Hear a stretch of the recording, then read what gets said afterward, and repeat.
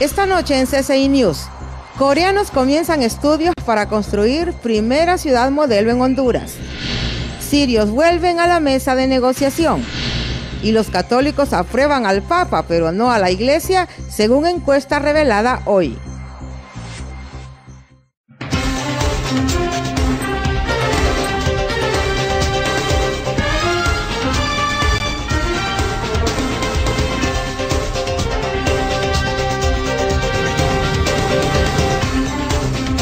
Este es su noticiero CCI News, con Mayra Navarro. Hola, ¿qué tal? Les saluda Mayra Navarro. Bienvenidos a esta emisión de CCI News. Gracias por acompañarnos. Empresarios coreanos comenzaron a partir de hoy los estudios de prefactibilidad para determinar el lugar que ocupará la primera zona de empleo y desarrollo económico sede, según lo anunció el asesor presidencial y secretario ejecutivo del Consejo de Ministros, Eval Díaz. El funcionario de gobierno explicó que se procederá a hacer un estudio de prefactibilidad en la zona sur del país con el propósito de determinar cuál es el lugar más adecuado para crear una zona de empleo y desarrollo económico. A renglón seguido dijo que viene un plan maestro con todas las especificaciones ambientales de población, gobernabilidad y de comercio según la zona económica. Que se va a hacer un estudio en la zona sur del país, a lo que se llama estudio de prefactibilidad. Después de ese estudio se va a determinar cuál es la zona más adecuada para crear una zona de empleo y desarrollo económico sede. Después de ese estudio de factibilidad, se va a crear un plan maestro, ya el diseño detallado con todas las precauciones ambientales, de población, de gobernabilidad, de comercio, etcétera, de una zona económica. Y después, finalmente, la misma cooperación a través de las diferentes empresas que hoy han participado y están participando en este esfuerzo, se va a promocionar la inversión en la zona sur del país. En otro tema, hay esperanzas para un hondureño que había sido condenado a muerte en Estados Unidos y cuya sentencia fue revocada recientemente por las autoridades del país norteamericano. La Secretaría de Relaciones Exteriores de Honduras confirmó que la condena contra Denis Humberto Zelaya Correa fue suspendida por las autoridades de Texas luego de la celebración de varias audiencias testificales favorables. Denis Humberto Zelaya Correa, también conocido como Carlos Manuel Ayestas, se encuentra recluido en el penal de Huntsville, Texas, cumpliendo sentencia por los delitos de asesinato, felonía y robo. Mediante una apelación, la defensa habría conseguido disminuir la pena a cadena perpetua. Y siguiendo con noticias relativas al servicio exterior, se ha informado que unos 7 cónsules serán separados de sus cargos porque se ha comprobado que ellos emitían carnets a los indocumentados y que cobraban por su emisión. Según se conoció, se tiene que reducir en un 50% el personal de relaciones exteriores y no se contratarán activistas ni a sus parientes en el servicio exterior. También se aplicarán pruebas de confianza a todo el personal consular. El presidente Hernández, en su correo de Facebook, anunció: si ustedes o algunos de sus familiares o amigos han sido víctimas de cobros ilegales en consulados hondureños en cualquier parte del mundo, les pido que hagan su denuncia al teléfono 2230-4301 o al correo electrónico supervisionconsular@gmail.com para iniciar las investigaciones del caso y proceder según la ley. Agregó: no vamos a tolerar los abusos que sufren nuestros compatriotas que viven en el extranjero. Y mañana se espera en el país la llegada del zar antidroga de Estados Unidos, William Bromfield, con el fin de buscar estrategias para la lucha contra el narcotráfico que afecta a ambas naciones. Bromfield reiterará la alianza de Estados Unidos con Honduras para contrarrestar las amenazas a la región por parte del crimen organizado y del tráfico ilícito. Para reunirse con el presidente Juan Orlando Hernández, para reunirse con el Consejo Nacional de Defensa y Seguridad y para discutir temas de interés de las dos naciones. Nosotros estamos claros de que Honduras tiene un problema grave de seguridad nacional en el tema de lo que es el tráfico de drogas a través de nuestro territorio. Juan Orlando Hernández, el presidente, ha dicho en su discurso inaugural que mientras en Estados Unidos el tema del narcotráfico es un tema de salud, en Honduras es un tema de seguridad nacional. y no podemos permitir perder esta guerra. Ahora vamos a Bolivia, donde ya hay 40 muertos y unas 47,000 familias damnificadas por las inundaciones que han provocado las fuertes lluvias que han caído en los últimos meses. Una tregua de las lluvias el fin de semana, pero las consecuencias de meses de agua siguen presentes. Los temporales que castigan Bolivia desde septiembre pasado dejaron hasta ahora casi 47,000 familias damnificadas. 3 de los 9 departamentos de Bolivia han sido severamente golpeados, en especial Beni. Aquí en Rurrenabaque, el poblado más afectado en ese departamento, la situación se tornaba dramática el fin de semana por los racionamientos de energía eléctrica y las dificultades en la distribución de agua potable. En otros poblados cercanos hay escasez de carburantes y alimentos por la dificultad para circular por los caminos y la precariedad de las pistas de aterrizaje. El fin de semana en Cochabamba, una luz en un poblado rural dejó 4 muertos y una decena de desaparecidos. La temporada de lluvias, que suele comenzar en noviembre y dura hasta febrero, se anticipó esta vez a septiembre y se extenderá hasta marzo, según las autoridades. Hay otras zonas también sufriendo por problemas con el mal tiempo. En Japón, unas 11 personas murieron y al menos 1.200 resultaron heridas con las fuertes nevadas que están cayendo en ese país. La región de Tokio ha vivido una enorme tormenta de nieve como no se vivía desde hacía 20 años. El estado de las carreteras ha provocado 11 muertos y miles de heridos. Decenas de miles de personas han quedado atrapadas en sus casas. Muchos de esos hogares, unos 48.000, se han quedado sin electricidad. Hasta 27 centímetros de nieve se han registrado en la capital de Japón. Tanto los trenes bala de Tokaido y Sanyo como las carreteras que transcurren paralelas a esas líneas han sufrido retrasos y cortes que han afectado a 290.000 pasajeros. 98.000 personas se han quedado en tierra en el aeropuerto de Haneda, también en la capital. Este continúa con problemas este lunes. La tormenta se ha dirigido ahora hacia la región de Sendai, la que sufrió el tsunami en 2011. Allí han caído hasta 35 centímetros de nieve. En Europa, también Inglaterra está siendo víctima de las inundaciones. Las fuertes lluvias han elevado el nivel del río Támesis a niveles que no se veían desde los años 80. En algunas zonas hay riesgo incluso por la vida.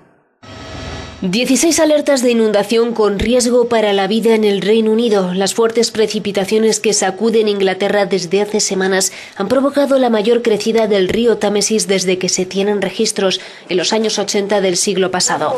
Esta situación se suma a las devastadoras inundaciones en el condado de Somerset, en el suroeste de Inglaterra, la zona más castigada por la cadena de temporales. Las previsiones hablan de nuevas precipitaciones y fuertes vientos. Este viernes se espera la peor tormenta del año en el Atlántico. En Portugal, 8 distritos se encuentran en alerta naranja. Se esperan ráfagas de viento que pueden alcanzar los 130 kilómetros por hora. El mal tiempo ha provocado miles de incidentes en el país. En algunos de ellos se han registrado heridos de carácter leve. En España, una nueva borrasca ha puesto en alerta a casi toda la península por viento, oleaje y nieve. En el litoral atlántico francés, miles de aves marinas han sido halladas muertas. Al parecer, han fallecido de agotamiento tras la sucesión de tormentas. Vamos a mensajes comerciales y al volver, Suiza cierra las puertas a la migración y se reinician las negociaciones de paz para Siria. Ya regresamos.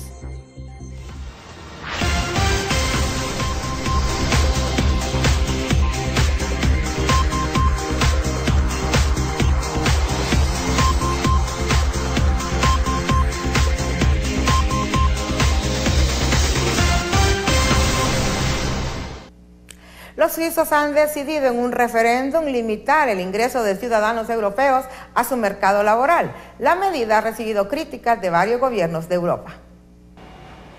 Suiza cierra sus puertas. Los periódicos recogían este lunes el resultado del referendo de la víspera, en el que por una corta mayoría del 50,3% los electores del país decidieron introducir cupos de inmigración.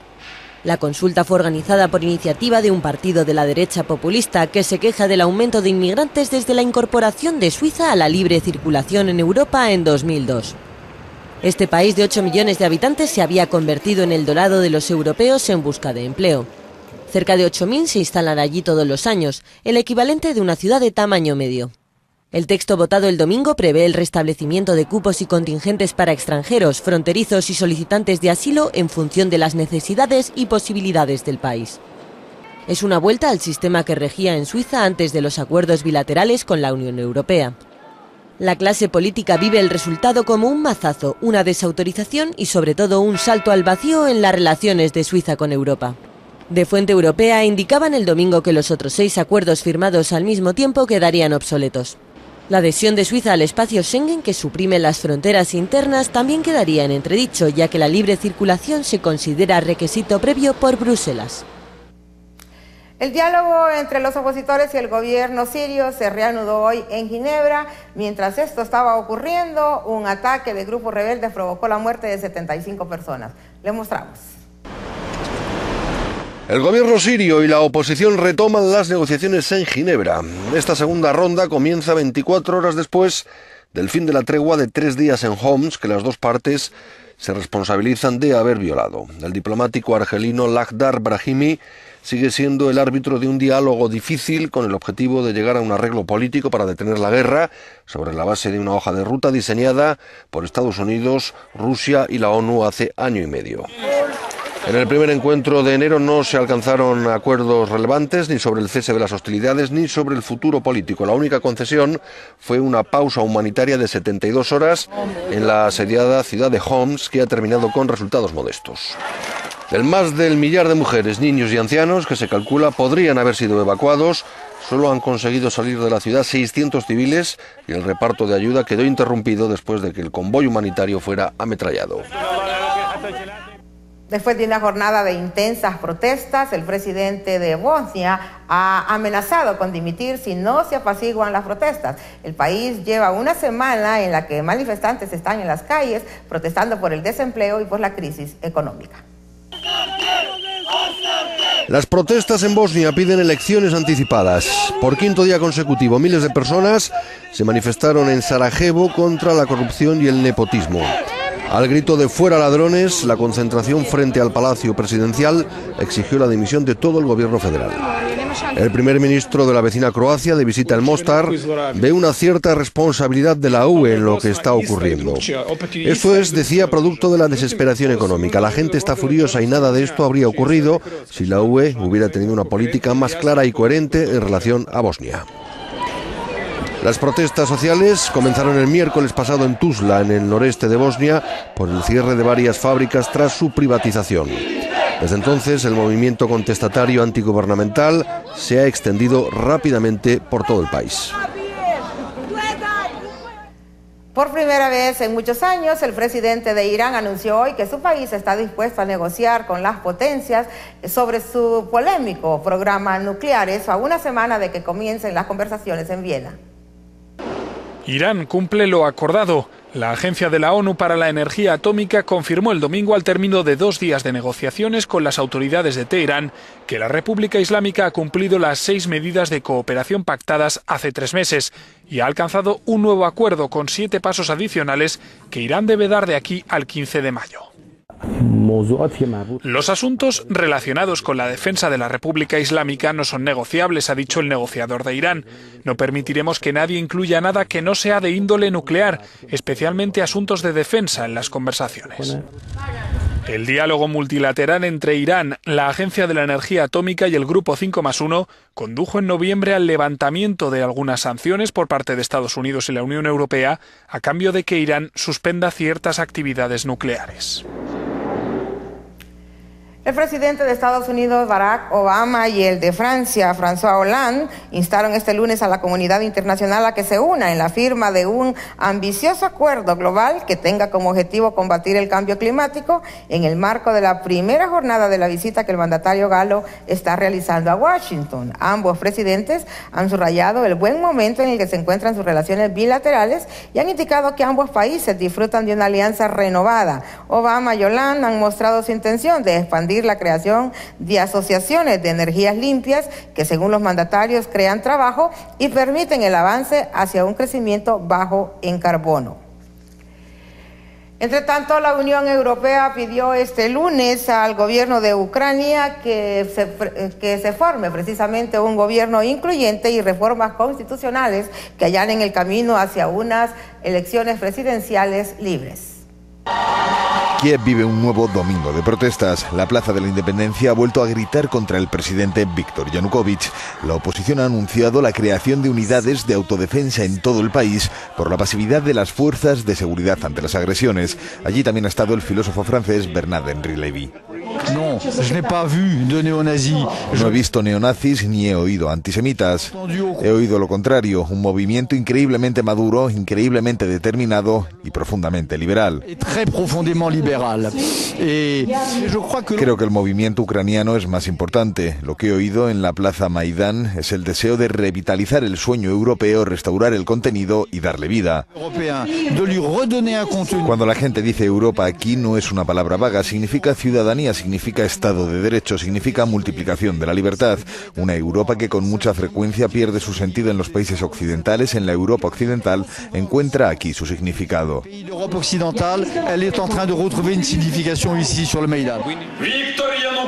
Después de casi 3 meses de protestas, la situación no hace más que empeorar. Algunos temen un colapso económico. Desde el partido de la encarcelada Yulia Timoshenko agradecen la contribución que llega desde el exterior de Ucrania. Lo que entendemos es que nuestros compañeros estadounidenses y de la Unión Europea apoyan a Ucrania y es la primera vez que han hecho público que están preparados para apoyar a Ucrania con un paquete económico y político y apreciamos mucho esa ayuda de Estados Unidos y de la Unión Europea. Paradójicamente, el epicentro de las protestas ha sido también testigo del apoyo a un ente procedente de Rusia. Si las manifestaciones comenzaron como consecuencia de la firma de un acuerdo del gobierno ucraniano con Moscú, la Plaza de la Independencia ha mostrado su apoyo a un canal del país vecino cerrado por las autoridades por su cobertura de la revuelta. Ahora hacemos un recorrido por otros hechos que han sido noticia hoy en el mundo.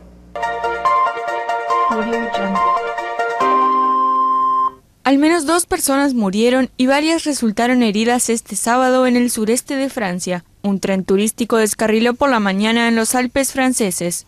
Según las primeras informaciones, el tren chocó contra una roca que cayó en la vía y uno de los vagones volcó. Las víctimas son 2 mujeres mayores de 70 años, una de origen ruso y otra que vivía en la región de los Alpes.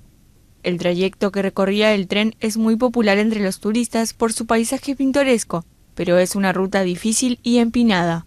Bomberos de zonas cercanas acudieron de inmediato para ayudar con la operación de rescate en esta zona de difícil acceso debido a la nieve. Detenidos en Holanda 9 búlgaros por presuntamente fabricar y comercializar cigarrillos ilegales. En la operación de la agencia tributaria han sido confiscados 2.300.000 cigarrillos. De haber llegado al mercado habrían evadido 5 millones de euros de impuestos. Caos en París por una huelga de taxistas. Denuncian la competencia desleal que según ellos realiza el servicio de conductores privados.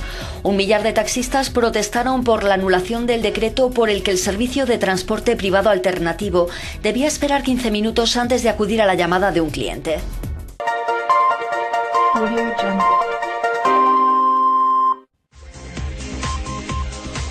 Hacemos otra pausa y al volver, los resultados de una encuesta sobre la popularidad del Papa Francisco. Ya volvemos.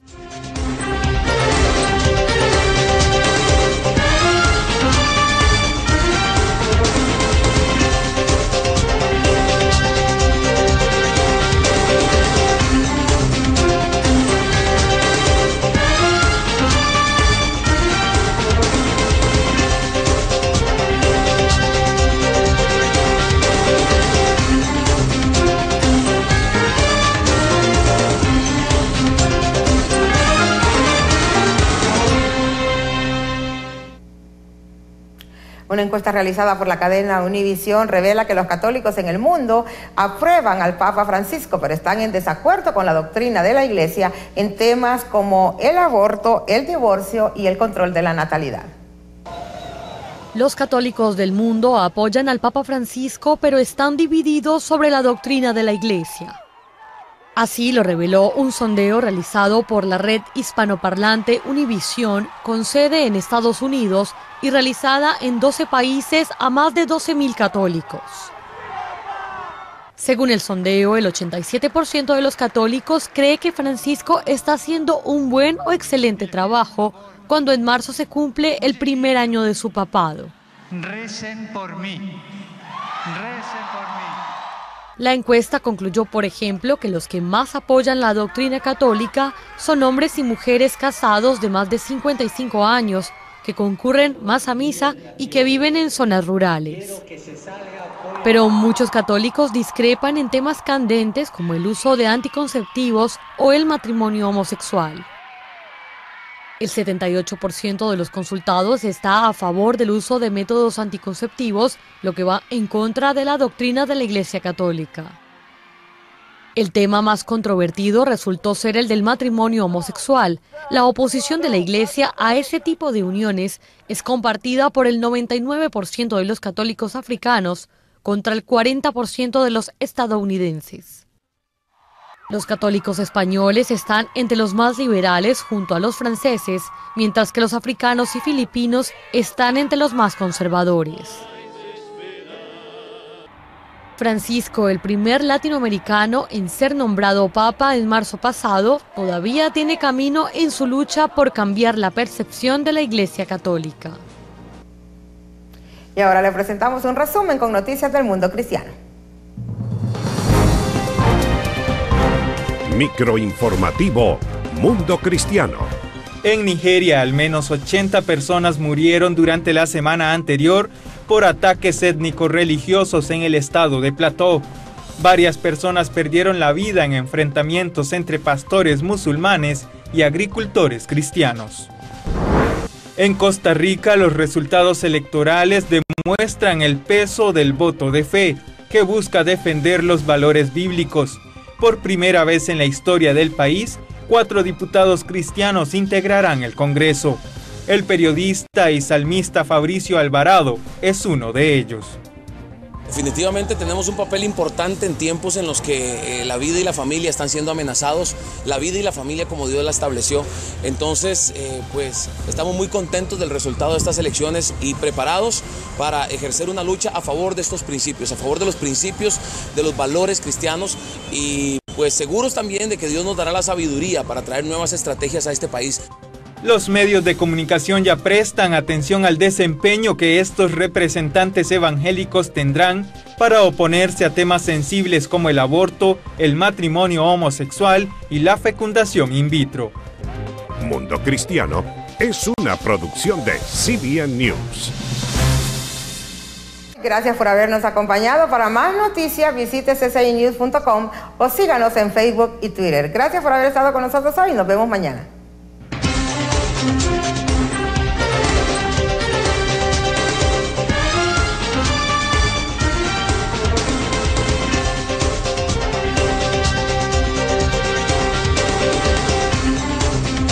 Este fue su noticiero CCI News con Mayra Navarro.